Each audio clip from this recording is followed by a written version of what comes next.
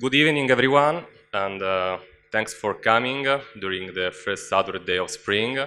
With this beautiful day, it's very wonderful to see you here to attend this event, because we have been working on bridging Web3 and non-profit for 2 years now, and for us it's a beautiful journey, and the best part of it is to share with people who want to go deeper in what we are doing. I'm one of the founder of Veracura. That's a young, innovative, not-profit organization. At the base of our work, we really believe that that marketing, innovation, and business must be forces for good, and so a form of activism. And in this, Web3, of course, is one of the maybe best form of innovation, and in a sort of way also a kind of philosophy for us. So what we do not believe in, we do not believe in private profit. That's why we really believe in collective profit as a form of well-being for the planet and all its inhabitants. Today, it's an important moment for us because it's the first time we go public with this journey we are trying to make possible, bridging part of the best part of the profit sector with part of the best part of Web3. So I hope you will enjoy this event and also the speeches. And of course, if you have some questions, we are here to give you an answer. And for this reason, I will leave the floor to Matteo, that will moderate this event as one of the co-organizers of SpaghettETH. That's one of the best touch points you can have about Web3 in Italy and also maybe globally. Thank you. Hello, everyone. My name is Matteo Tambussi. I work for Stake Capital, Rect, Blackpool, this French organization in DeFi and gaming and content. But I'm also one of the co-founder or co-initiators of SpaghettETH. SpaghettETH is this sort of umbrella of Italian communities at local level that we started last year with a first Genesis conference that happened in Milan.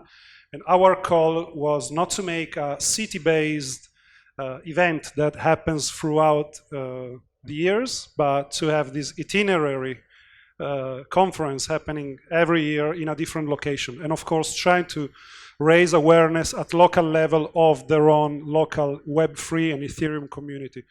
I'm very happy to be here today because urbe.eth is one of possibly the most prolific local community that there's in Italy right now. So a big applause for them for having put this together. Matte, are you? Thank you. So this is SpaghettETH. This was our first conference. So it's a yearly conference. We have a website that I will show you afterwards how it works. We are running some projects dedicated to funding, and more specifically quadratic funding, which is a nice new concept that we would like to also show to institutions and other institutional partners and national partners. So what do? We try to coordinate this yearly conference every year in a different Italian city. We want to promote the local Ethereum groups and meetups. We want to incentivize those groups to establish significant relationship with the local administration, to organize events and create educational material. And of course, in the long run, we want to fund this Web3 project that aim at having a local impact goal. Next one. So this was our first conference in Milan for 100 participants. It was a sort of small size boutique conference, which is nicer because you have 3 days to talk with the same people over the same matters and not just, hey, ciao, ciao, ciao, something like that. And we also had an hackathon, and that was the event that basically generated the first main 2 Ethereum communities, Urbe and Web3 Milan. Please. Some sponsors, of course, Ethereum Foundation is the first and biggest supporter of what we're doing today, but there were many others. Again. So this is SpaghettETH website, which we are it's very simple. It's a sort of toy that we are proud of. It's nothing Web3 related, but is if you want to click on the link, Matteo. So basically, the idea behind that is that you can just look at each region and scroll which community there are in your region, and if you want also, you can just basically register your community by simply doing a GitHub pull request. So it's kind of very linear and a bit more dev-oriented, of course. But it's a nice concept that was recently also adopted by the Latin American communities. So we're very happy that our idea went through. Okay, can we, thank you. Yeah, this was another event that we did in Rome last December for university students, which was successful and kind of gave a little bit more gas to this community that we are cherishing. Please. And this is Spaghetti 23, which is happening in 2 months in Naples. So from Milan, we are going south. Can you show the website? Tell me it loads fast. No, it's still loading slowly. Shit. No, there is a bit of animation, but it takes a while. Like, okay. Yes, thank you. Anyway, we already have some speakers lined up. We already also have some, if you want to apply, if you want tickets, naples.spaghetti.com. Can you scroll, please? Yeah, a little animation about Naples. We have some speakers already lined up. There will be more to come. And the sponsors and partners. Of course, we have the Ethereum ecosystem support programs, and of course, the first local communities that we have on board. Thank you, Matteo. And I think that was it, right? That's it. So thank you very much for letting me introduce. I will be moderating also the panel at the end, and I'm very, very happy and proud to have here in person Taira Ishikura from the EF Next Billion team.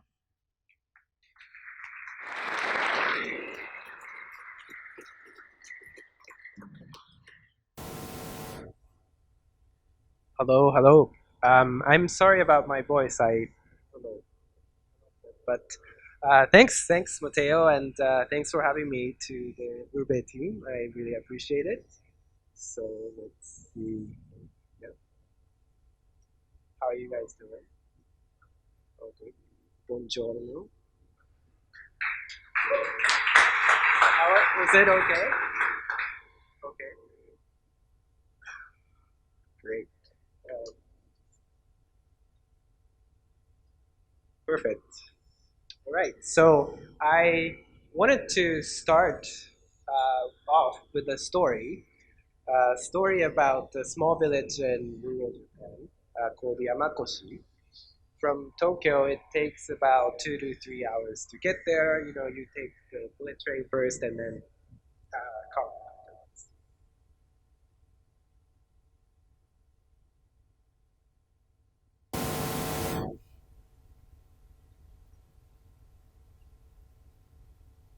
Yeah. So as you can see, Yamakoshi is a very serene and beautiful place, surrounded by mountains and rice paddies all along the mountain sides. And Yamakoshi is in an area that receives the heaviest snowfalls in the world. But the village is said to have existed for over 1,000 years.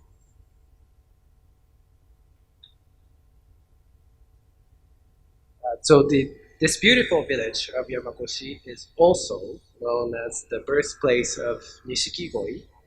Anyone know koi? Yeah.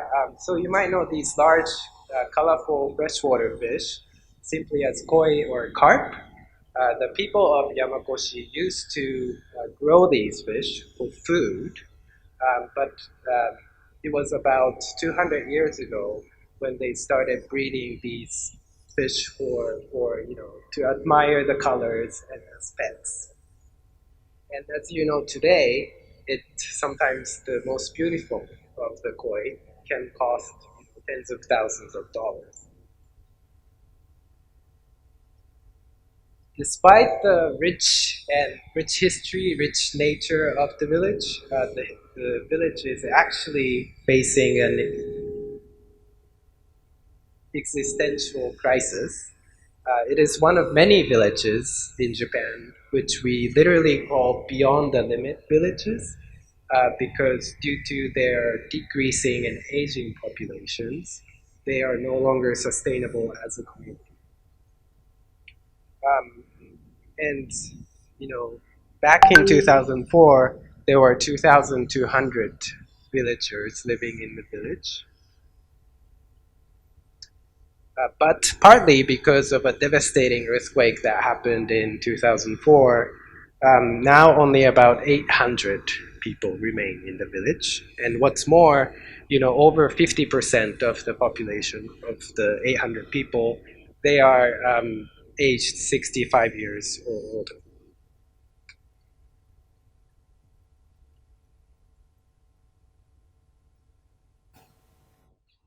Yeah, so in the hopes of preserving and sustaining the village, leaders of the community have been looking for ways to look for people around the world who would appreciate the village, the ways of the village, identity and its culture. And last year they decided to turn to look for new virtual villagers by the way of NFTs. So these are the NFTs, and as you can see there, they feature digital art of their koi fish, and by December last year, they were able to sell 1,500 NFTs, raising over $100,000. And again, it's not just about the money they raised. These NFTs also represent virtual villager certificates, and through the NFT sale, they were able to welcome 1,000 new virtual villagers. So these virtual villagers, together with real villagers, they proposed action plans to make Yamakoshi more attractive. There were ideas like opening a Yamakoshi radio station, creating a video game about Yamakoshi, or doing a metaverse workshop for real villagers. Then both virtual and real villagers voted to decide, which of these action plans were to be funded through the proceeds of the NFT sale. I think this is a picture actually of real villagers trying to install MetaMask wallet application, and where that's where they receive tokens and they make their votes.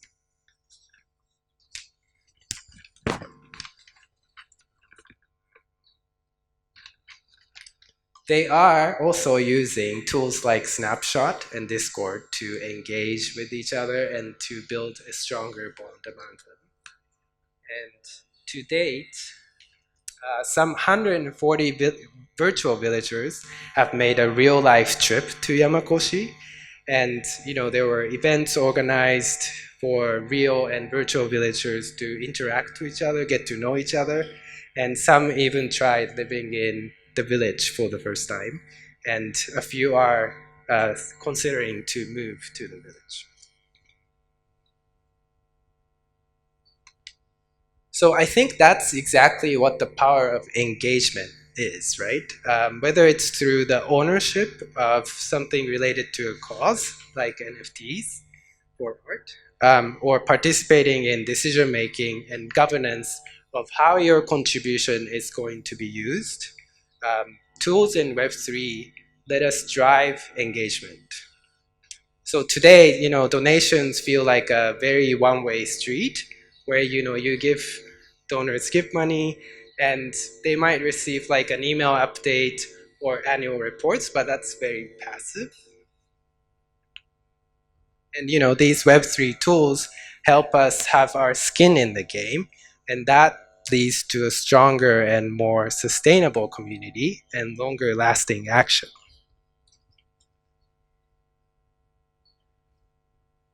So when we think about philanthropy and Ethereum, there are probably a couple of other keywords besides engagement, like transparency and accessibility. I won't talk about them today because I have a feeling that Francesco might cover them later. But I think they might be a good keyword to take home with you when you think about Web3 tools. Now,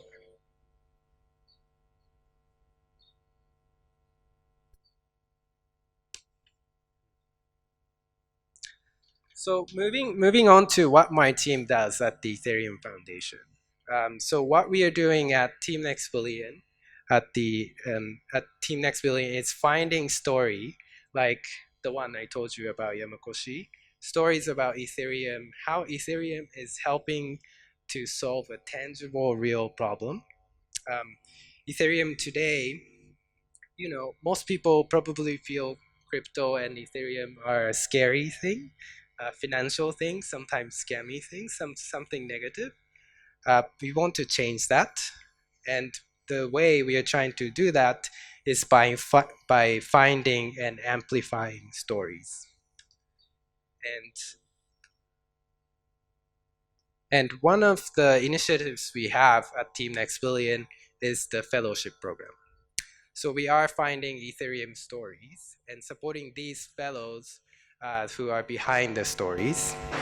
So today I would just like to introduce a few of the fellows.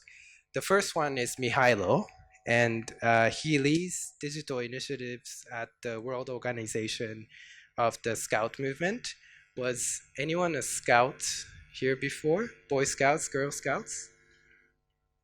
Yeah. So scouts are, you know, as you know, there are 50 million scouts around the world. And what he did recently was to make NFT scout badges. If you don't know what scout badges, does anyone know what scout badges are? Yeah, so scout badges are, you know, you might be able to see the girls wearing them, but these are like little cloth badges where, you know, you can get these if you complete a task, like if you volunteer, you might get one. If you learn how to do first aid, you might get one. So for the first time, Scouts did an NFT badge, and Mihailo was the person behind it.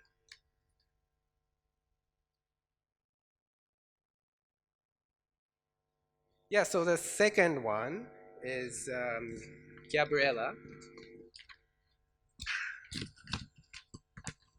And she's an entrepreneur from Mexico, and she is building smart contracts for Roscas or saving circles. Does anyone know Roscas or saving circles? Yeah, so those are the tools that for centuries informal communities have used to, you know, become financially sustainable. How it works is you get a group of people in your community or in your family together, and let's say you know, everyone contributes to the same amount everyone contributes the same amount every week, and every week someone in the group gets the total amount, and you repeat that until everyone gets the turn. So it's kind of like a saving, but at the same time you're, you know, giving a loan to someone in the group. So by making smart contracts for these saving circles, now Gabriela is hoping to prevent scams. She's also building digital credit history for informal workers who don't have access to banking. Yeah, another fellow is Marcus, and he's speaking after me, so you can hear his story.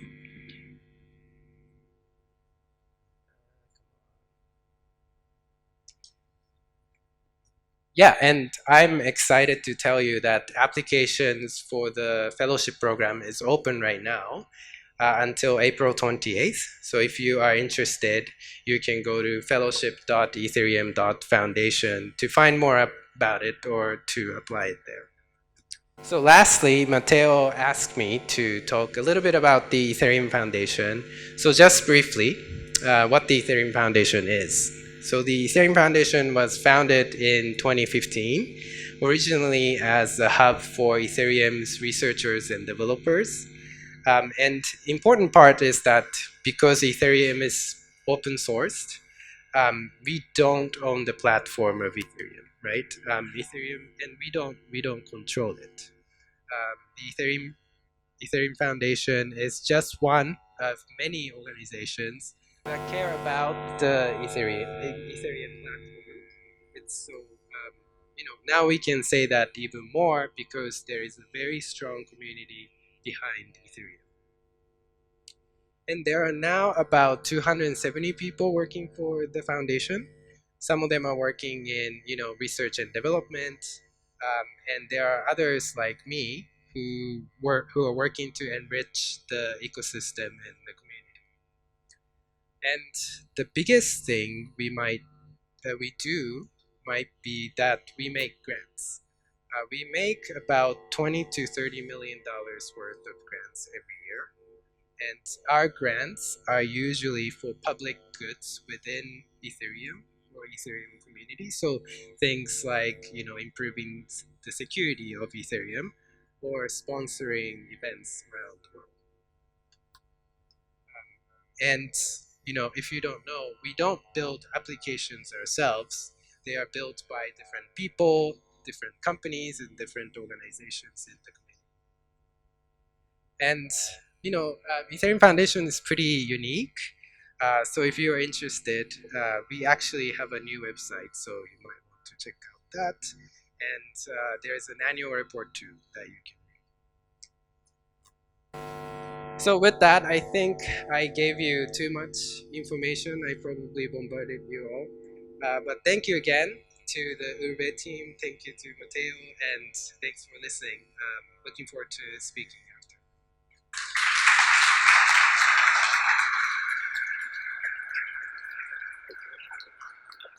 Check 1, 2. Are there any questions for Taira about next billion?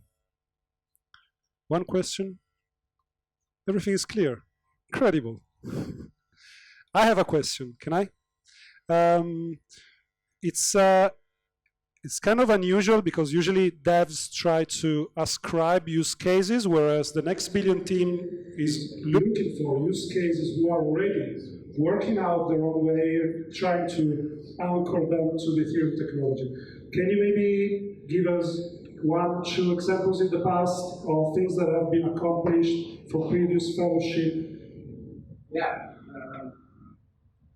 There's a really cool project called Etherisk. You might have heard of them. It's a decentralized insurance platform, and they partnered with a micro-insurance provider in Kenya to enable, smallholder farmers are covered by micro-insurance. And if you,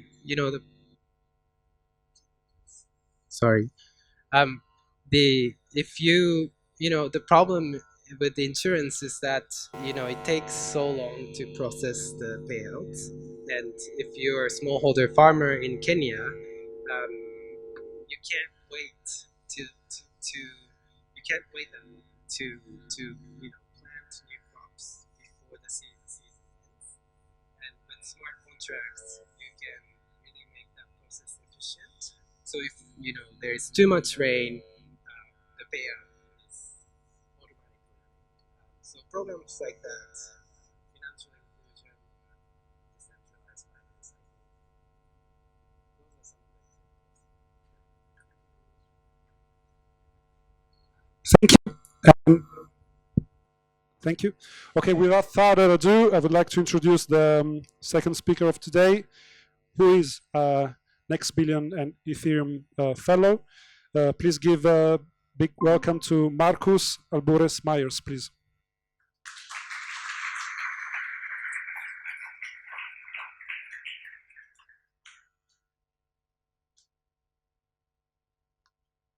GM, can you hear me? Awesome. Hey, everyone. Really great to be here with you all. My name is Marcus. I am one of the fellows that Taira was just talking about. And really the intention of this quick 15-minute talk is to share with you a little bit of just like practical insights into how exactly the Ethereum Foundation Fellowship has served as this launch pad for me, and then also kind of the research and work I've been doing as well. So what I'm going to do is run you through a little bit of the work I've been doing, and then also, yeah, just share some outcomes of this amazing research. The fellowship has been an amazing forum to really get to know sort of a number of other leaders in the space. But just as a quick background on myself, so I was born and raised in Guatemala, which is where I currently am. I wish I could be there in person with you all in Rome. But I've been deeply, deeply passionate about the role of transforming societies, leveraging innovative technologies, and really trying to think about how we advance humanity fundamentally. Here in Guatemala, we face some really systemic challenges. So that's always been sort of my reason for being. And one of the big challenges I'm very interested in cracking is the question of equitable housing. So in Guatemala, for example, we have over 2 million people that live in really inadequate housing. So you might imagine that might be quite similar to, say, something like the favelas in Brazil. But the problem is, oftentimes when people want to upgrade their homes, which is a project that we are working on with something called Lamina Pop, we take people from living in the conditions you see in the top right to this, similar housing as far as materials go, but drastically enhanced livelihood outcomes. And we can build houses for folks at approximately $5,000 for a 30 square meter home.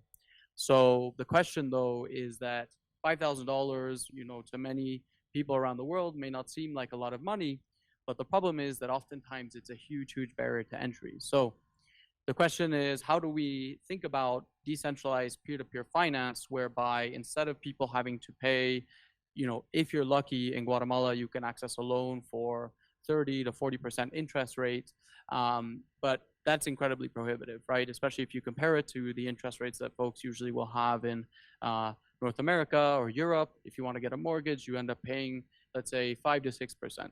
So the question is, how could we give people access to low interest rate loans, leveraging crypto rails? So to give you an example, with Liquidity, which is a decentralized finance protocol, you can access a loan for 0% interest rate, right? So the question is, how do we democratize access and bring more people into the space by doing so? So the question here is, why does this matter? Why would anyone care about this, right? So we are already seeing the SEC cracking down and regulators around the world sort of looking around the crypto ecosystem and saying, hey, what's really going on here? Are we really building like new financial rails that are more equitable and give people much more access to building better livelihoods?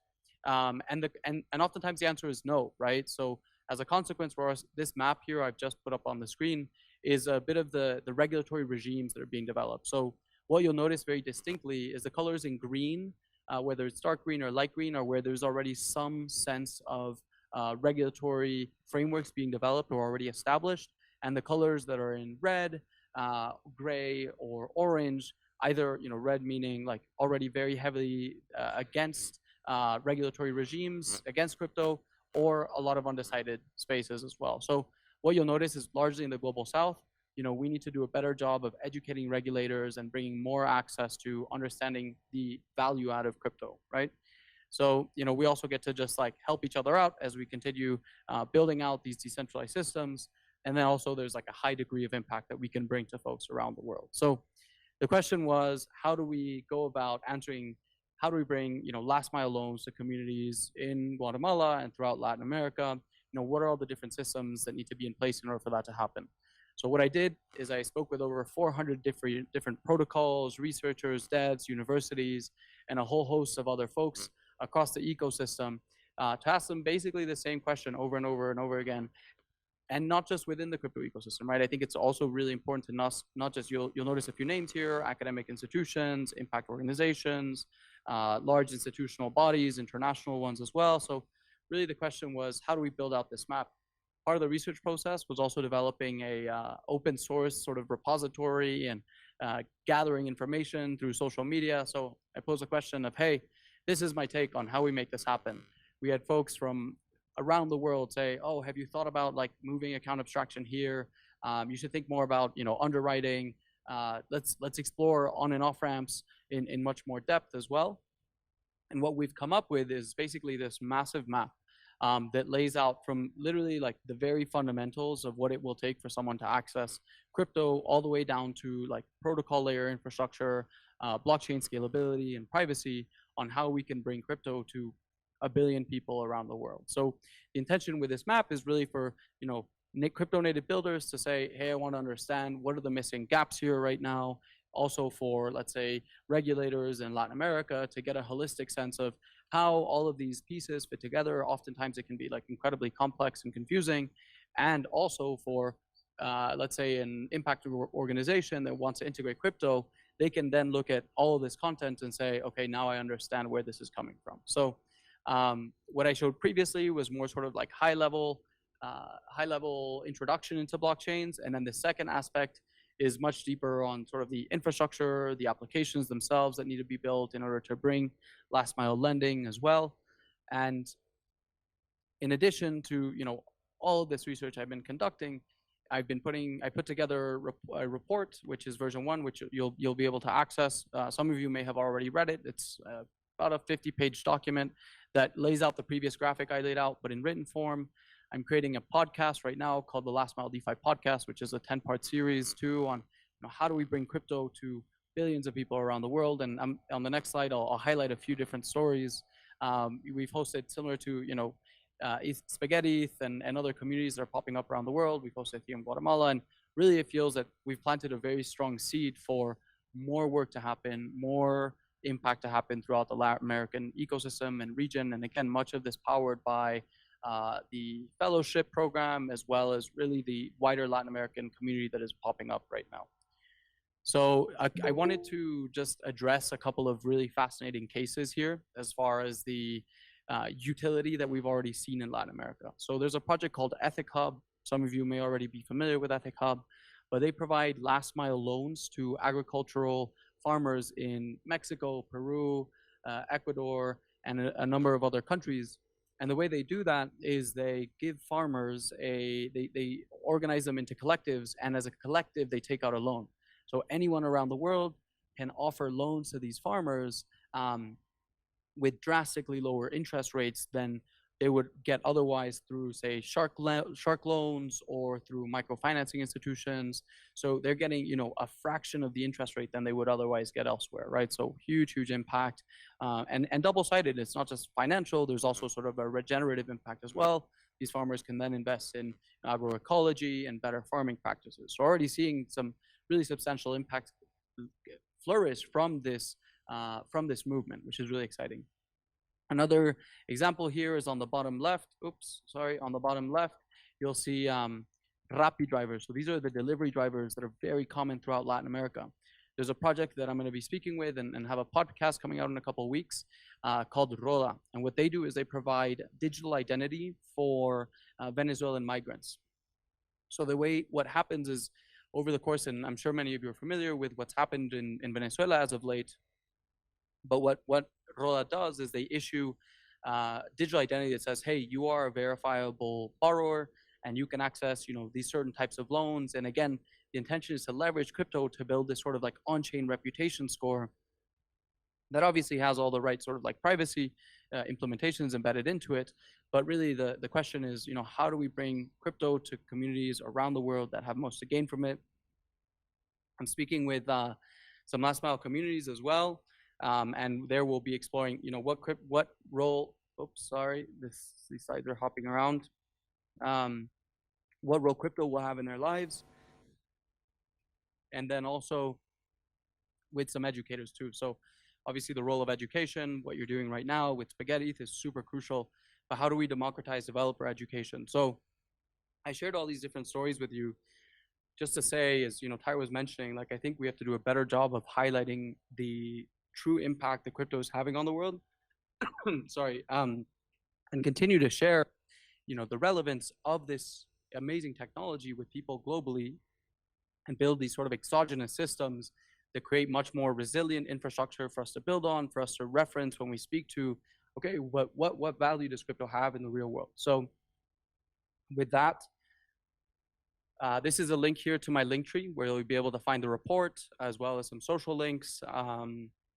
on my Mirror page. You can also find a lot of the podcasts I've been publishing. I'm publishing 2 a week now over the course of the next 5 weeks. So be sure to keep updated on that, and happy to answer any questions if there are any.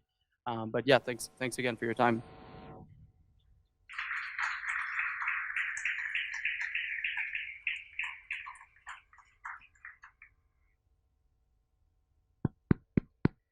One, two, check, one, two, check, one, two, check, one, two, check, one, two, check, one, two, check. Okay. Thank you, Marcus. Any questions for him? One? Hi, Marcus. Thank you for your speech. And I would like to know, how did Ethereum Fellowship Program supported your project, as well as what are main 3 takeaways of this journey you made with them, as well as what other project would you recommend to have a look into, which are doing good, leveraging peer-to-peer technologies and cryptography for doing good? Thank you. Awesome. So I think the question was, what was the journey like going through the fellowship, and what other projects have I seen throughout the ecosystem, right? Yes. So yeah, so the journey itself was incredible. Like, I think that being in an ecosystem like the fellowship, I think is one, just really great to be surrounded by people that are deeply passionate about the role of crypto in emerging economies and onboarding more people around the world. And generally, it can sometimes be like a little bit, I guess, isolating, because you're maybe just sort of like waving a flag and hoping that people sort of are called towards it. But being in a sort of very nurturing environment and having monthly check-ins with the team, and then checking in with the other fellows, I think is a great space to be able to co-create and ideate around, hey, have you thought about this, or get feedback from the EF as well. Really shaped a lot of my thought process. As far as other projects, like there are so many. What I would recommend is do check out the report I just published. Also follow along with the podcast, because I'm going to be highlighting 10 different projects that are doing some incredible work in the region. So, this was just a couple of them, but hopefully that should give you enough context. And my DMs are also always open, and super happy to chat too with any interested builders. Okay, Marcus, thank you very much for dedicating some time to us. We hope to have you here in Italy soon, as soon as possible. Please, one big applause. Hope so as well. Next time around. Hope to do that. And I would move to the next section, which is a panel dedicated to the non-profit organizations that are here today. So if we want to welcome our guests, please.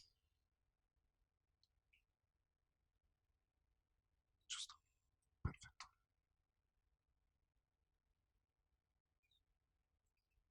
And you can grab a mic.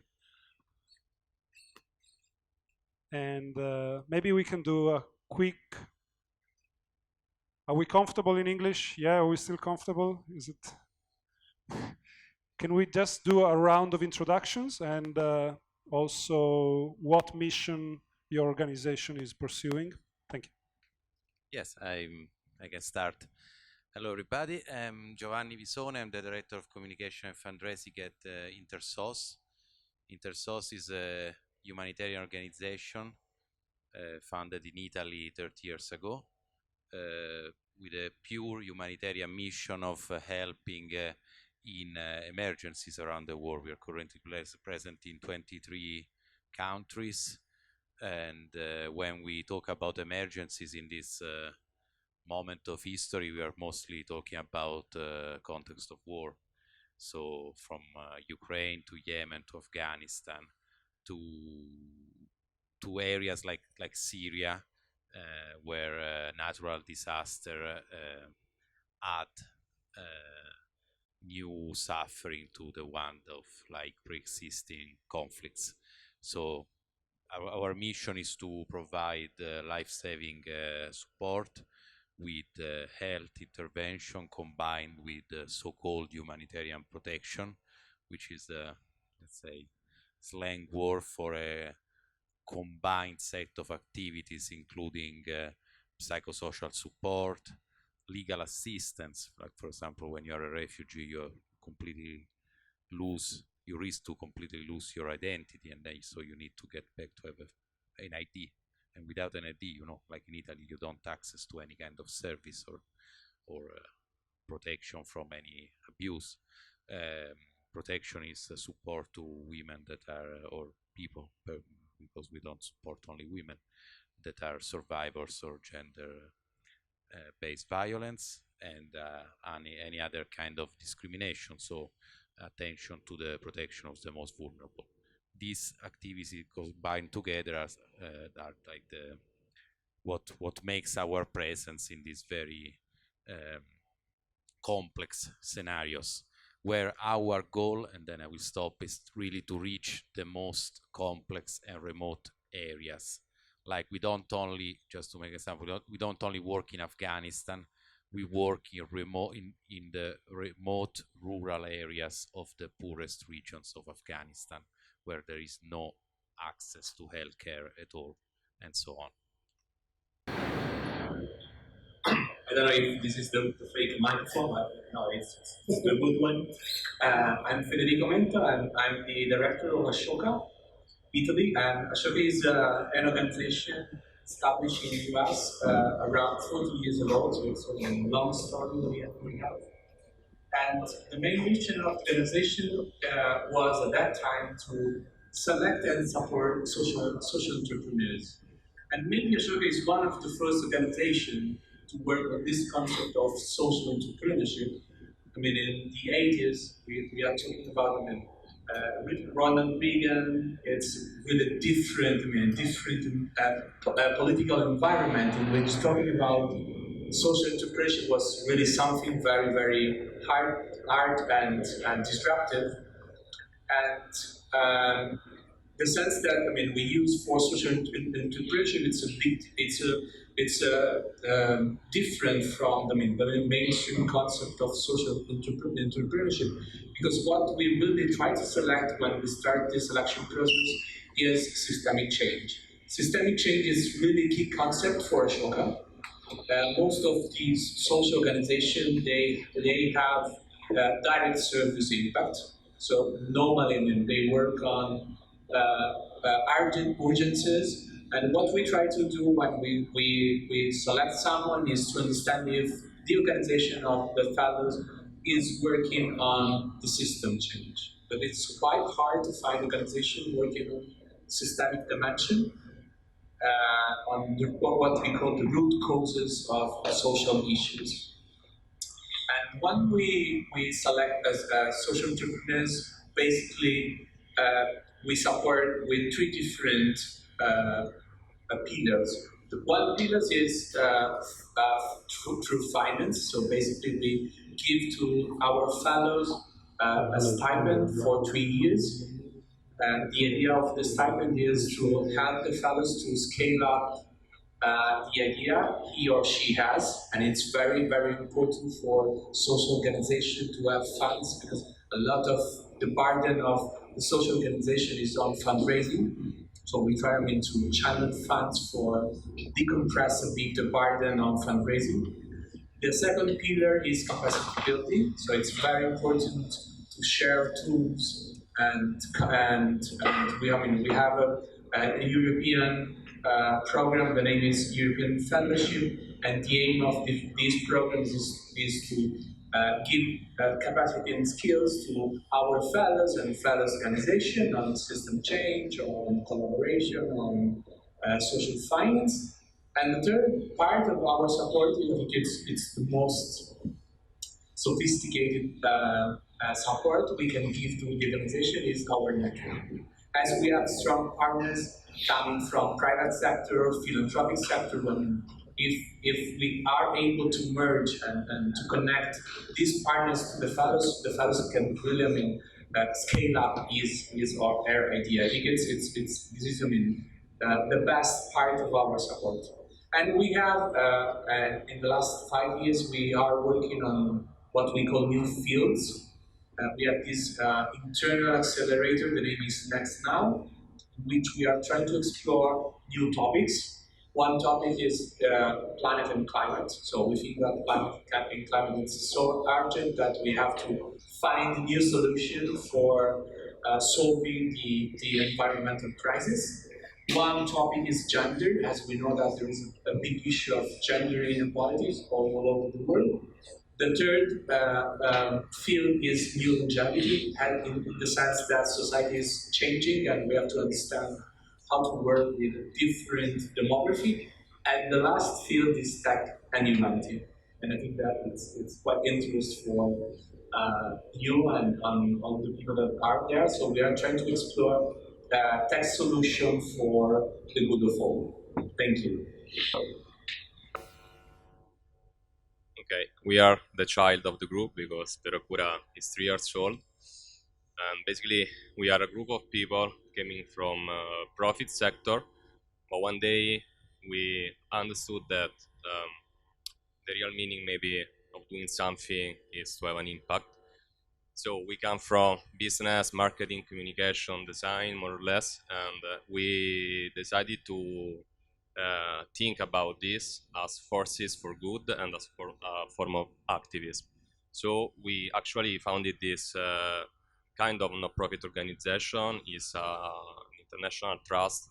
It's not a real not-profit organization because the model is more close to the one of the social enterprise than the classic not-profit organization, because the base of our concept there is the fact that we want to produce the profit, we need to invest in our projects. So we do not want to depend on donation, sponsorship, institutional tenders, because in our opinion there is a big limit on it. It's like a small pool with a lot of people fishing in that pool. So we are developing two main projects, one about free high quality training for young guys, and the other one is about opening oases for biodiversity, animal victim of violence, and regenerative agricultural projects and agroforesting. We have the first oasis next to Rome, and we are opening the second one in Colombia. In fact, the guest after us is Luca, is from Colombia, and we really hope to develop a partnership with them in order to make this possible. And so I was told, like I told before, we believe that innovation, marketing, and business development must be forces for good. So in this way, we are trying to develop businesses controlled by our not-profit organization in order to develop the tools, the economic tools. Also, we need to finance the project about training and the project about biodiversity. We are happy to work together with INTERSOS and Ashoka for different reasons, but we are really happy to be able to develop a network. That's one of the most important pillars of everything we want to do. So this is more or less our big picture, and I hope to have the chance to let you know more about it later. Thank you. I would like to move on with a first question. We are here because of a possible intersection that many communities around the world are seeking through, which is between the non-profit, more ESG-oriented goals and this technology. So this technology being basically supported by concepts of transparency, automation, and the capacity to extract in a new way some forms of value that maybe were present even before, but we forgot about it, or maybe because our system kind of laid shit on top of it. What do you think are the hidden spots in your own missions that could benefit the application of blockchain and Web3 technology? And also, what are the obstacles that you find in trying to leverage that technology with your current mission and systems?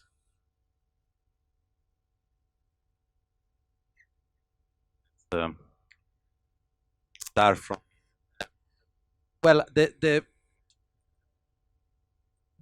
reason for us, I mean, which is the link between this new technology and those life-saving activities in very complex areas. probably we are not ready yet, but we will probably soon be ready to use these technologies in areas of intervention. I mean, for example, there is an increasing research on cash for assistance project for to ensure access to basic services to people in need that are no more and likely based on giving like paper money or coins or real coins to the people in need, but are all more and more based on digitalization of services, especially where there is connectivity, because then in the world there is still this kind of inequality, as we all well know. So in some places we can still not even talk about the web. It's not only the Web3. There is no web, and so that's quite a problem. But I think the main reason at this moment for us to look at this new community is a reason of need for new resources of funding, and why we need new resources of funding, mostly for three reasons. One is that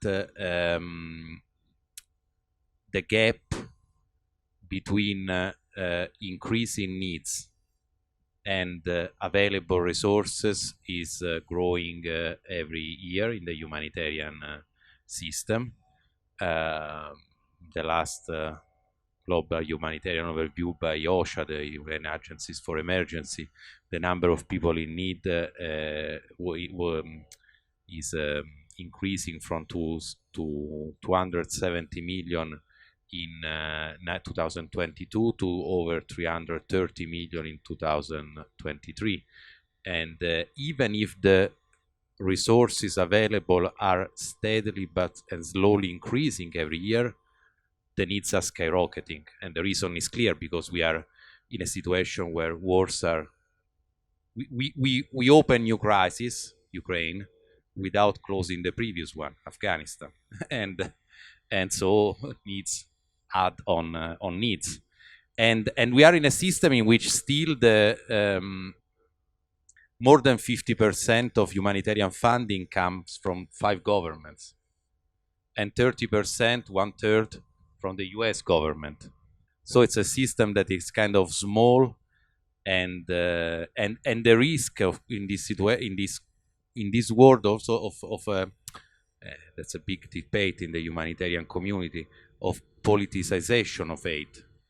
It's increasing because few donors with their interest basically shaping the humanitarian system. Private funding is still 20% of the total in the world.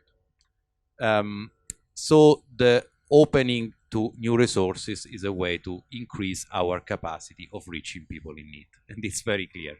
And maybe if I can take like 5 more minutes, 2 more reasons. One is there is a need of innovation in the private fundraising system that is still very much shaped on a system that was created 20 years ago when private fundraising started. Is changing, but is still mostly targeting an older generation, and this is very true, especially in Italy, where still the fundraising social media is Facebook and just Facebook, and where still most of the donation don't come even from digital channels, but they come from the traditional channels, like the face-to-face in the street channel. And there is a need of innovation, because these channels are saturated and the audience is restricted. And connected to this, there is a clear need of opening up to a new community, and especially a new generation. I can understand why like organizations that have a strong fundraising that is still working and is and these are still working with the old in the old ways, because it's also true that like for them it works, and there is probably more money and less need of saving in the older generation still, at least in Italy. But I mean, we have to look at the future and of the world that is very rapidly changing. So we also need to like to really open our doors to new faces, new people, and new energies. And one of course one you will say what do you find in terms of resistance to this innovation? One point of is always that you don't open, you're not keen to experiment on what you don't completely manage, understand, control. Well, we have to let it go a little bit as big organization. For us, meeting with Veracura was a big opportunity, and of course, we need to learn and to change and to innovate. And even for myself, I mean, I was born. He was mentioning Reagan. I was born in the 70s, and of course, the world was different even when I grew up. But we need to be constantly updated, and not to be afraid of things that we don't completely control. And then we will get to control them, to understand, and to be part of the community. I think that's our challenge. Thank you very much. And how about Ashoka? How would social entrepreneurship benefit from Web3 and the many tools that it provides? I will try to answer using, our mission, that it's everyone is a change maker world. And if we go in deep of this statement, this definition, it means that everyone can contribute to the good of all. So I think that the case study we looked before, it's a clear example of how a crypto peer-to-peer community, they are contributing to the good of all. So as we are an organization working since the 80s in the innovation, and the founder of Wikipedia is one of the Ashoka Fellows, so it's really a strong connection we have with innovation, social innovation, and technology. Is it's natural for Ashoka to try to understand the implication of this disruptive transformation for society. So I think that social innovators, tech innovators, they are really so important for reshaping a different society in which everyone can count and can contribute. And I think that you are contributing to the good of all. So it's really important that we are partnering together, and we try to merge what we do as social entrepreneurs and what we are doing, what you are doing, and social innovators and tech innovators. And I think that there are, more deep implication. And from my perspective, these implications are related to the system. The financial system is not working, and it's not, my opinion. If you open a newspaper or Deutsche Bank, Silicon Valley Bank, so we are facing several crises of the bank system, the financial system, and I think that we must reshape a new system in which people are part of the exchange of money, and people have the power to control savings and loans, and and in a certain way, I think that all this amazing work that tech innovators are doing, it's wonderful.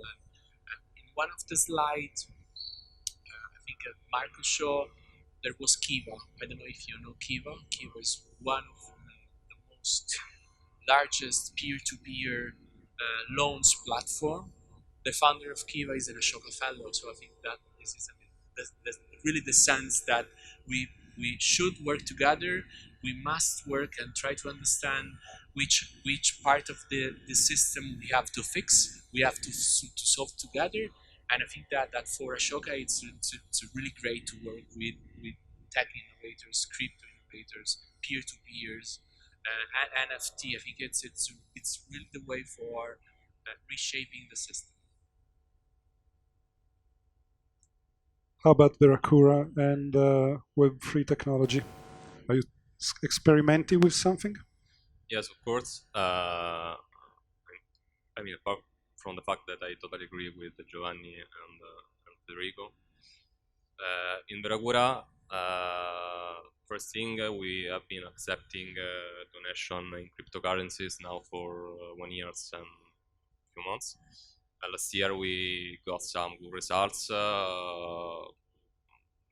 basically because of capital gain offsetting, because it's about taxation and I mean, fiscal benefit. We accept donation at the moment through the Giving Block. That's an American platform, maybe the biggest touch point, meeting point among donors and NGOs accepting cryptocurrencies.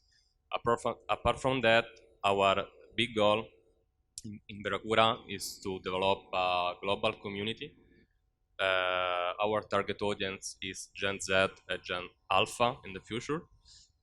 And our idea, of course, of a brand is about community. So we want to develop a brand with a big community and to pay back the community as much as they help us to spread the word. Our word is the well-being of the planet and the people. So our idea about Web3 is also a value chain with the community, helping you to develop what you believe in. And maybe last thing is transparency, because one of the biggest problems in the world maybe is about trust. And I think that for the non-profit sector is a big chance to show really what they do and the good they do in a tangible way, because maybe there is no this perception shared to everyone. And the big project we are trying to developing and launching within this year is about a marketplace. So the more the community help us to spread the word and to develop the projects about Oasis, about high quality training for young guys in the suburbs, the more they will be paid through a coin we want to design and launch. The more coin they get, the more products and services they can buy from our marketplace. So this is a kind of good circle, helping organization also to spread the word, because one of the biggest problems, at least in Italy, is that volunteering is still a work, but it's difficult to pay volunteers. It's more simple for a basic sport association to pay for trainers that for a profit organization to pay for volunteers. So maybe with token this problem is not still a problem. Let's reverse the round now. Start with you.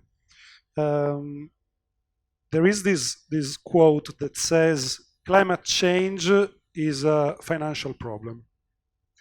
And it declines on the fact that in order to activate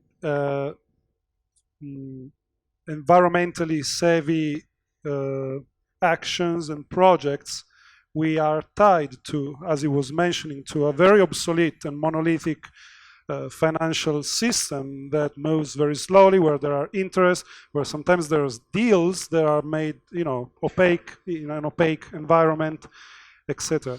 And let's maybe enlarge this question. It's not just about climate change, but the paradigm change is a financial problem.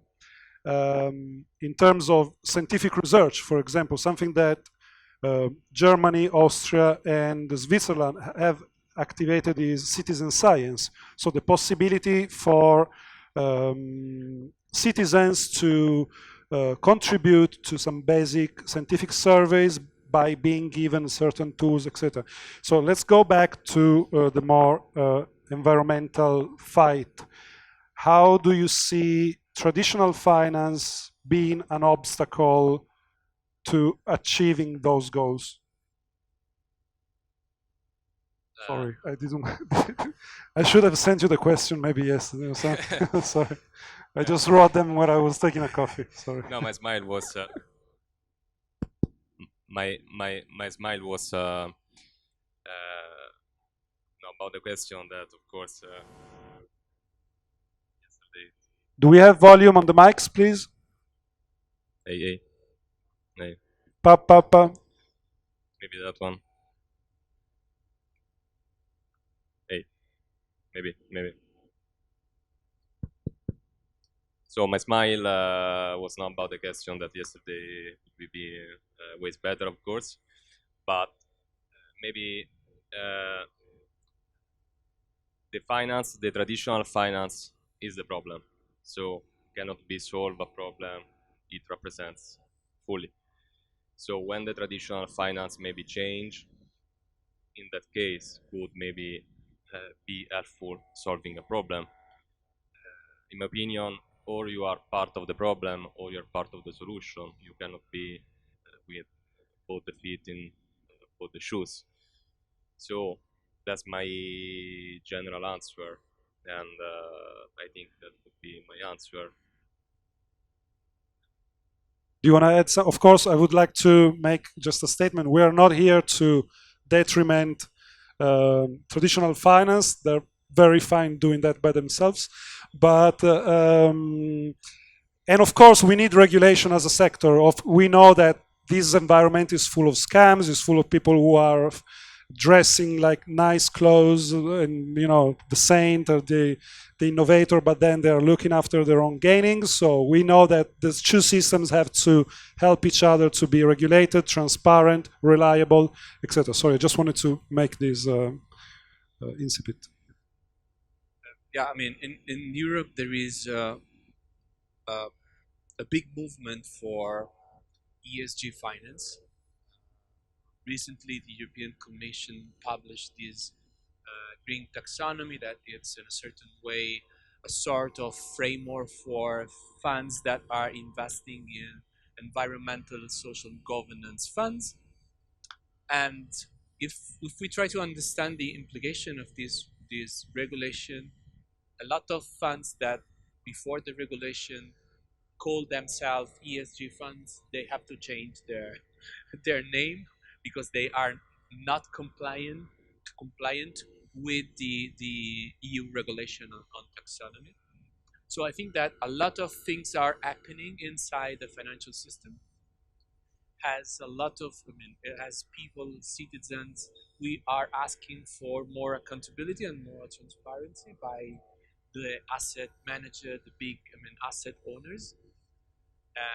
But I think that the question is systemic. So there is something in the system that are not working in terms of protecting those who are saving their money in the banks or in the system. There is no transparency in the financial system. I think that the lack of accountability it's a big issue for financial system, and I think that there is also an issue of power, moral hazard. So for this reason, that we constantly see this big crisis in the financial system. Maybe the answer is to increase the democracy in the financial system. So how we can contribute to and have more transparency, be part in a certain way, be change makers. When we are, using our money and we are opening a bank account, we should we should consider the implication that someone we will use our money for maybe supporting alcohol or supporting oil or supporting weapons. So this is something that it's part of the system, And I think that it's important if we want to grow and to be sustainable, we have to change the financial system. Mutualist approach, tech approach, I think that are quite important for supporting this change, this big shift we need for having a different financial system. I don't want to enter in a debate on the reform of capitalism, and which definitely needs to be reformed, and this gathering is part of it. But I think what Federico was saying is something I really feel the same. Maybe when it goes down to our world, to the humanitarian world, everything goes down to three principles that are the humanitarian principle, and that humanitarian actions needs to be independent, neutral, and impartial. And this is very easy to say, but then very difficult to apply. Because I was mentioning before, when your main donors are governments, it's very difficult to stay neutral, and because when there are big financial players, it's very difficult not to be influenced by their priorities. And I think that one of the it will always be a challenge for humanitarian action, but I think one of the big debates now is how you how you can create in a transparent and way a needs-based approach to humanitarian action, and some actors are doing so. I just came back from the European Humanitarian Forum in Brussels, where I was kind of interested in listening to the Swedish government saying that with a needs-based approach to humanitarian action, Ukraine was just on the 6th place on the list of priorities. Not because it's not a big crisis, but because there are crises that need more resources and more support. But this doesn't really match with then the priorities of donors, of most of the other donors.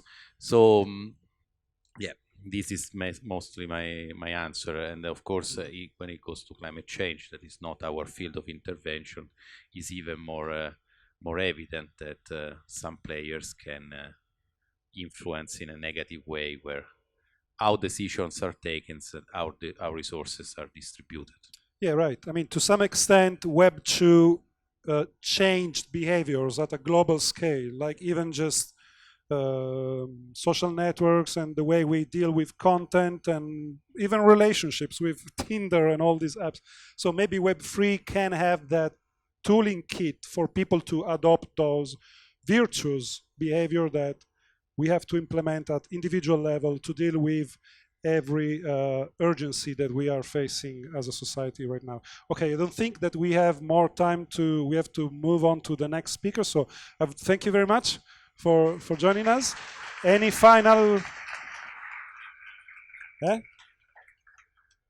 I think it's who's next? Frank? It's Luca. Yeah.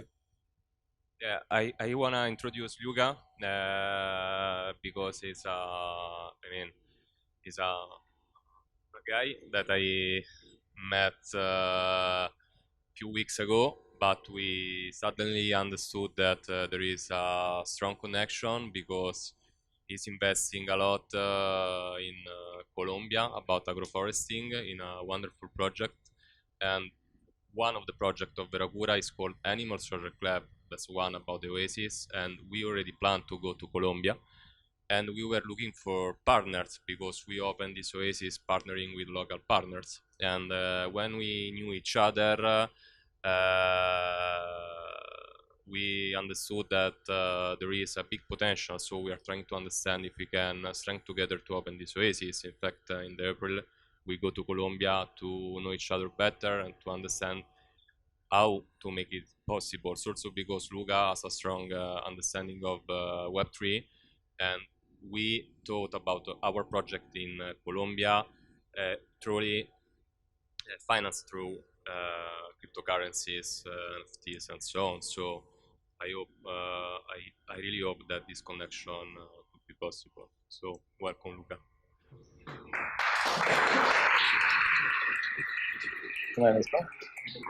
Okay. Okay. Thank you very much, Andrea, for the invitation. Thank you for everyone, the speakers, very inspiring. I'm Luca Urbano, I'm from Roma. Happy to see that there is more of this event happening in Roma. I'm currently in Santa Marta in Colombia, the North Caribbean coast of North Colombia. And this is a project that has born in 2020 called Inhabit, from the ambition and vision of 4 social serial entrepreneurs from different backgrounds, different talents, different countries, nationality. And we have been involved for the past 10 years, everyone individually, in different projects, social business projects, always try to tackling some of the problems we were facing and to be able to produce food. So we know that we must change the way we farm to survive as a species. This has become very clear now. The second problem is the access to opportunity and purpose for young generation. So we know that there is millions of highly innovative people that lack access to land, to resources, to know-how, to actually move to rural areas and create value out of it. So how can we address them? How can we bring it to them? The third problem is the economy, right? So we know that natural capital and ecosystem services are currently mainstream economics is not taken into account. So this has huge impacts. For example, it affects how we measure growth, and it also affects how we consider and reward value in our society.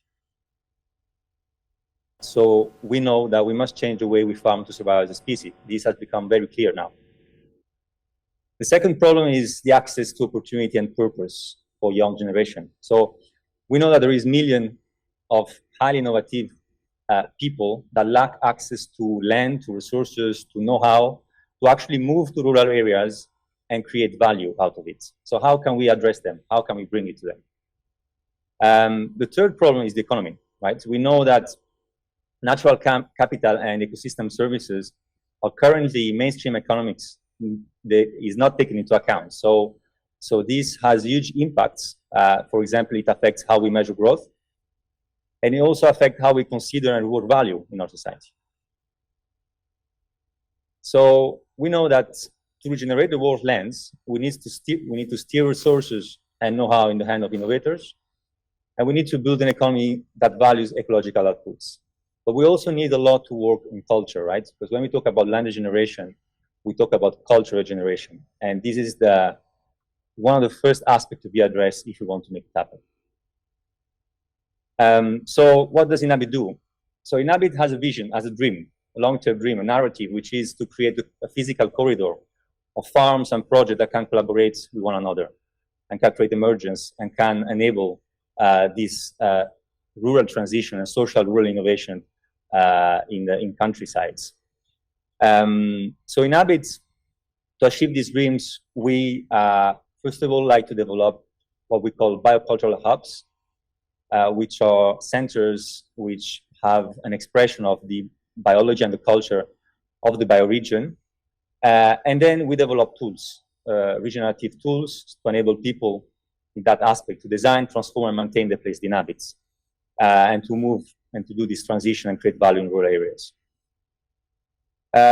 So one of these tools is the Inhabit token, which I think is more like pertinent for this call. So Inhabit token is it's a legal framework for conservation and stewardship, and this token enabled to acquire, manage, and manage land, and to assign different rights to different stakeholders. We are planning to launch the first pilot of this token in Colombia this year, and in the first land, in the first project, we would build biocultural hubs. So more in depth, how does the Inhabit token works? So you have a land which is tokenized, so digital copies of the ownership of this land are created. And then you have buyers, people, investors that buy the token, become token holders.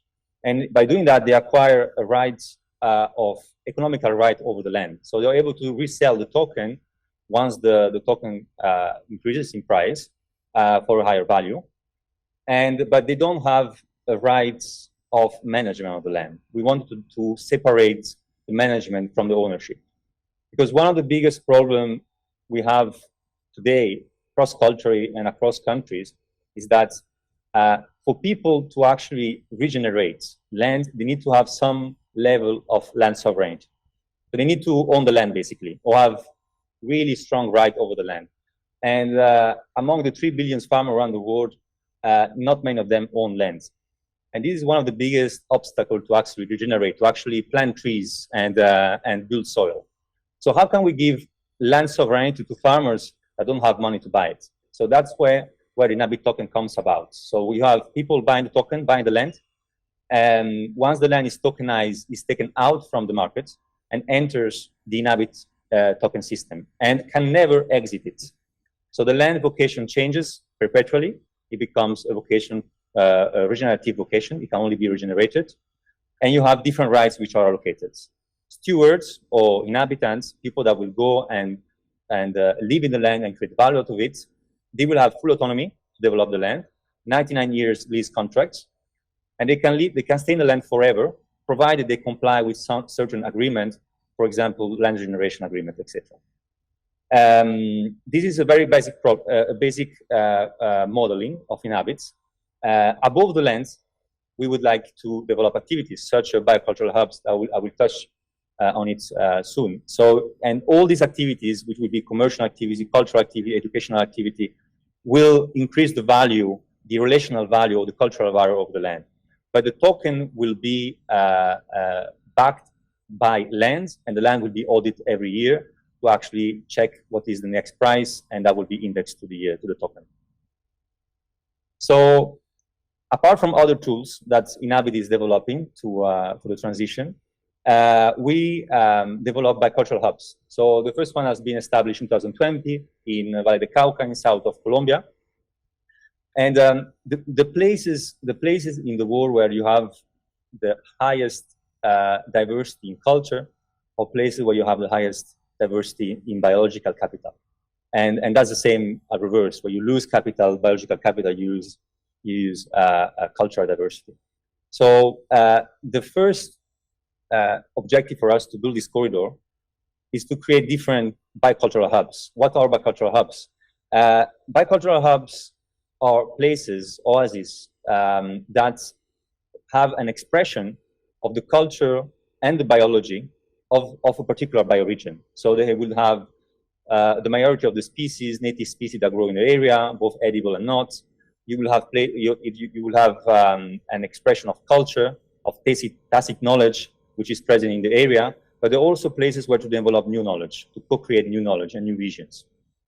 There are places also where there is a way to make a conservation of land without separation between where people live and where people actually, and where nature is, but it's a place where both inhabit the same land, and there are places also to research. The second aspect of the cultural hubs, it has an ambition to be a learning center. A learning center to enable people to learn how to inhabit land. So you would have a space for volunteers to learn, you will have courses, and ideally this would happen in a movement. So the idea to have different bicultural hubs is that students can move and experience different bicultural realities, different way of learning, different way of relating. And then they will acquire knowledge from different mentors and eventually finalize their educational parcours with a certificate. And in this process, innovators can emerge, and then we can, the idea is that we can support them to actually acquire land, to tokenization, acquire resources to develop the lands, etc., etc. So there are accelerators at the same time. And there are spaces to experiment social role innovation, where you can experience different social technologies to have the right tools, not only to farm and to buy construct and to create value in using natural capital, but also in the way you relate to your group, in the way you are able to make a project, to construct a project, to design it from the idea to the practice. The third ambition of Biocultural Center is to map and create coherence in a bioregion, to have a leader role of a coordinator, to then carry out action at bioregional level. There will be place for regenerative economies, obviously for food sovereignty. In the case of here, La Sierra Nevada, where we are in the north of Colombia, Caribbean area, the project that Andrea Schiavoni was mentioning, we would like to start here a production of cacao, which is native of the area. That would be a commercial crop through a syntropic farming, which is a successional agroforestry methods. And there will be places where there is different economy based on knowledge sharing that will be created. Finally, the Biocultural Hub, also this topic very much aligned with Anima Social Club and Veracura. There are spaces to create communities, and this idea of the Cosmovision that came out, there are events where people gather. There are places where in a day we do activities for planting trees, building soil, learning about permaculture. And in the night, you will have activities related to dancing, to music, to ritual. There are places where to learn about the current visions of the place, or the current culture and ritual of the place. And there are places where to deconstruct and create new vision, new realities. So there are what we call vision captor and vision creators. That's pretty much, I hope you like, and give word for some questions.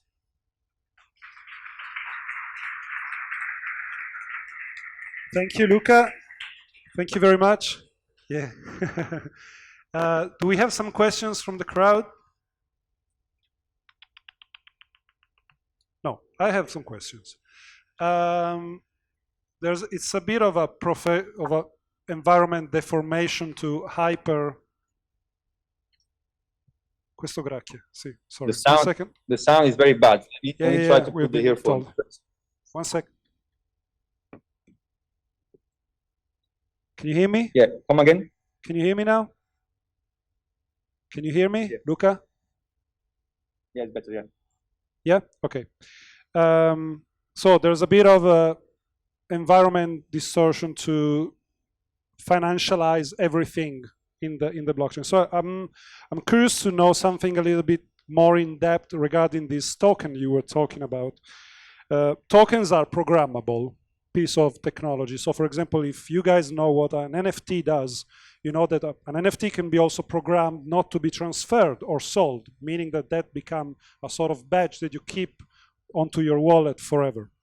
And so I wanted to ask you regarding the Inhabit token, if that is a financial product, meaning that I can expect to do, as a buyer, to do profit on that, to exchange it, or does it work as a digital certificate, which is basically backed by a real-world asset, which is the land with a thriving and innovating community? So first of all, my question is about what's the nature of the token, if you have any insight to share. First of all, we believe the problem of ownership is the problem of relation you have with an asset. Okay, and what we like to do here is to create a common lands, like a resource. So historically, resources such as land or natural resources have been managed by either the public sector, either the private sector, right? The private sector, unfortunately, most of the time looks for profit. The public sector sometimes is too far away from the natural resource to manage it, but it has been proved historically, and especially by Alison Osborne, Nobel Prize for the theory on the commons, that a common resource, if it's well managed with particular protocols, is much better managed by local groups than the private sector or the public sector. What does it mean? Well, it means that it must follow certain protocols, and it means, well, when a resources is regenerates while it creates abundance for everyone and a just and right share for everyone. So what we want to do here is to create a common. So how do you bring finance, but you avoid speculation on the land by separating the use of the land with the ownership of the land. The token will be legally compliant. It's very important to make a token legally compliant. It means the token is backed by land legally, because otherwise there is risk of mistrusting the tool. But encrypted in the tokens, there is different right. There is right of nature to be registered. There is the right for economical right for the people that have bought the token holders, and there is governance and full autonomy on develop the project with a lease contract for 99 years for people living the project, which also include part that they don't comply with the project, they need to leave and someone else needs to enter. So we are trying to develop a common and to attract investments and avoiding speculation on lands by protecting lands. Because once land is tokenized, in that sense, it can never be sold outside of the system. Even though a token holder owns 100% of the token, he will never be able to sell it to someone else, to de-tokenize it. It must stay inside, and there is some practices that cannot be changed. Okay, that explains quite a lot. Okay, if there are no further questions, I thank you very much for taking the time and explaining your project and your vision. And we would like to move to last speech of today, Frank from urbe.eth. Thank you, thank you.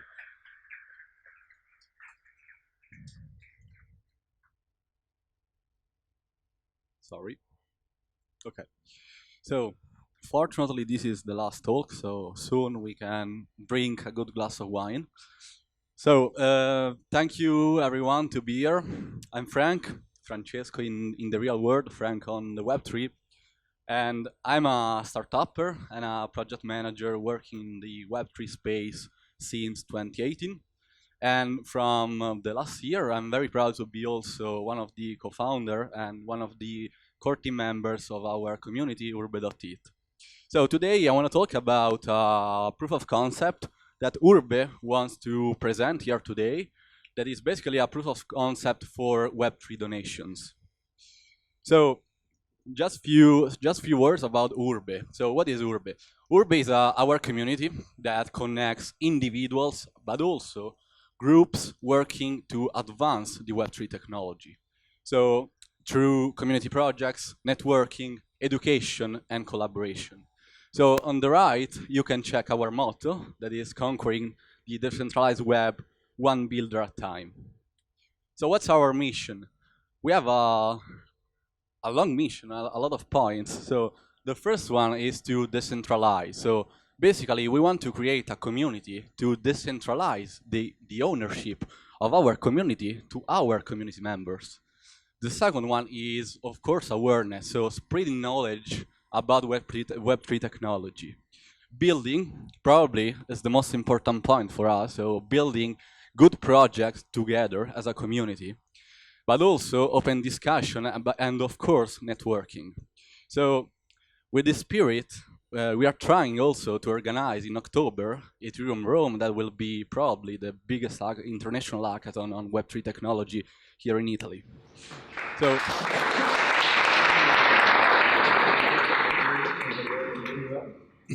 okay, so let's talk about the intersection between Web3 tech and the no-profit world. So here, there are some properties that, in my opinion, are very relevant to understand why Web3 is important for the no-profit world. So the first point is, of course, transparency and accountability. So basically, through on-chain donation, so Web3 donation, you can follow your donation from your wallet to the organization wallet. But also accountability, because in my opinion, could be easier for a no-profit organization to demonstrate and also to build a trust relationship between the organization and donators. Another point is decentralization, but I want to talk about it later in my presentation. Faster and more efficient fundraising. Why is faster? Because basically, in order to donate through Web3 technology, you only need an internet connection only. And also, of course, everyone can donate all over the world in real time. Another important point is Web3 tech, in my opinion, can be very good because can be adapted to the changing fundraising landscape, and in particular can be very important to empower the user base of about donation. So I read an important data on the Giving block saying that the crypto donators is 30 years old younger than the traditional donator, and also a crypto donator donates 10 times more than a traditional donator.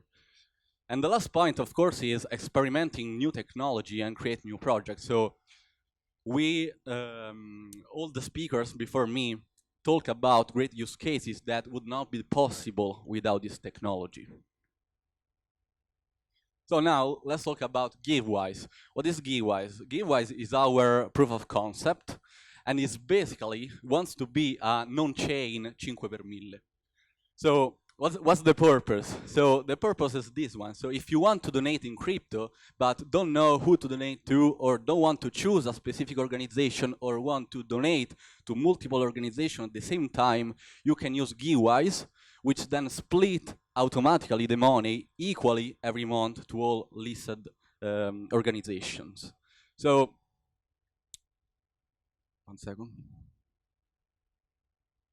Okay. Here we have the money flow of this proof of concept. So you can see that we could have crypto holders, so basically people, DAO or community or organization, but also companies, real-world companies, donating Ethereum, ETH, that is the native coin of the Ethereum network, to this donation manager smart contract. Okay, this is the core of GiveWise application. And then the donations manager smart contract every month can split automatically the money in equal part to all the whitelisted organizations. So how GiveWise works? So basically GiveWise can aggregate a set of whitelisted NGOs wallets so that people, but also DAOs, but also real-world company can donate to this donation manager to support all the NGOs listed. And the cool thing about it is that the only thing needed is just a neat transfer that is probably the easiest operation that you can make on the Ethereum network. So the donations manager basically is the smart contract that governs the reception and distribution, the distribution logic of the GiveWise application. Okay, this slide is very important for me. It's probably the most important because here I talk about decentralization. So what decentralization means applied to this proof of concept, but in general applied to the no-profit world. And we have 3 points. So the first point is using Web3 tech, we could have an autonomous and rewarded execution. So it means that anyone can carry out the distribution of funds and is rewarded for doing so. So there is no specific entity or there is no specific person that can trigger this operation, but anyone can do it and is rewarded for doing so. The second point is the automation. So the distribution of funds necessarily occurs only and always once a month. So it's impossible to trigger this operation one day before or one day later. So every month funds are distributed. And the last point is permission management. So basically nobody has control over the funds. So it means that nobody can stop funds or can move funds from the GiveWise application. And it means that basically a proof of concept like that is an unstoppable application for Web3 donations. And of course, we have a little meme because we are urbe, we are Web3, and so it's quite impossible not having a meme in our presentation. So yeah, we thought of presenting a POC, but also we wrote a smart contract, but also we made a user interface that now I show you. So this is the user interface of our proof of concept. So here we have 2 menus. The first one on the left is a navigation menu. the one on the right is your account. Okay, so here you can check that I'm logged with my account on the Ethereum network, and I can check my account activity, so basically my donations, and below you can check also all the donations made by other people, by other companies, by other DAOs. While this page is the DApp page. So in the part above of the page, you can check how many donations, so basically how many ETH are collected in this month. So for example, 120. What is the distribution period, so 1 month, and how many days for the next distribution, so for example 16 days. While in the middle you can check some of the feature NGOs. So for example, for this proof of concept I put Ukraine DAO, Iran DAO, and Charity DAO, and the descriptions are real, by the way. And in the last part of this page you have a sort of tutorial. So how to donate is just an Ethereum transfer, how the ETH distribution works, and the most important property, so the no host, basically this is decentralizations. Then if we click on the NGOs page there on the left, or see all after below the feature NGOs, we enter in this page. Here we have the list of all the whitelisted NGOs in the application. So Ukraine DAO, Iran DAO, Charity DAO, but also I put Relief DAO and the Click Charity. In particular, these are very interesting DAOs because each of every one of these DAO wants to achieve a different purpose. So, for example, we have Ukraine DAO that, of course, receive donations for Ukraine. But also, I don't know, for example, Iran DAO leading the women's revolution in Iran. If we click on a specific DAO, we open this page. In this page, we can check, of course, the logo. So in this case, it's Ukraine DAO. So the logo, a short description, but also the wallet address. So basically the address, the wallet receiving donations from the Givewise application. And I put also a Twitter account and also a learn more resource. So in this case, it's a Notion page. And then you have also the mission carried out by the DAO, and the activities that the DAO is making. The last page is the analytics page. So here we can see, for example, how many donations in this month, how many donations, so it means how many transactions in the applications are made, and how many donators, okay? Because of course a donator could donate multiple times. While then we have also the past months analytics. So for example, in January, this application collected and distributed 10 ETH, in February 8 ETH, in March 9, and so on. Of course, everything that I show you is open source because we are an open source community. So you can check the smart contract code on our GitHub if you want, urbe.eth/donation manager, or you can check also the user interface on our Figma using the QR code. So thank you very much. These are my contacts on the left, but most importantly, Urbe contacts on the right. Thank you.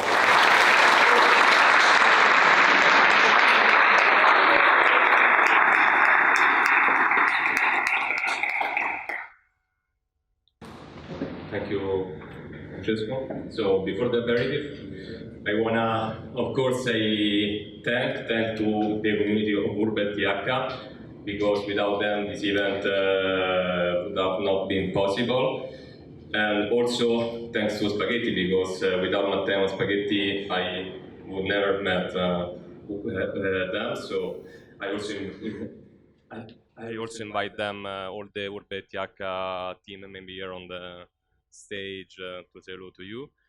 And I say thank to Ethereum Foundation and to Spaghetti for the link, because it's very important to have connection with international leader and benchmark about the good side of Web3.